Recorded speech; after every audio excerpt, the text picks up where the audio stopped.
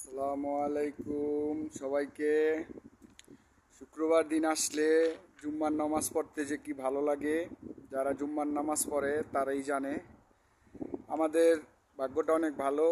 আরব কান্ট্রিতে যারা থাকে অনেকেই জুম্মার নামাজ পড়ার সময় পায়। এই জন্য আমরা আল্লাহর কাছে শুকরিয়া আদায় করি, শুকরিয়া আলহামদুলিল্লাহ।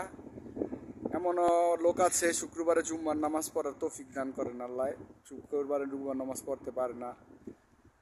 আমরা যখন মরিশাস থাকতাম আমরা জুম্মার নামাজ পড়তে পারতাম না, আমাদের জুম্মার নামাজের টাইম দিত না।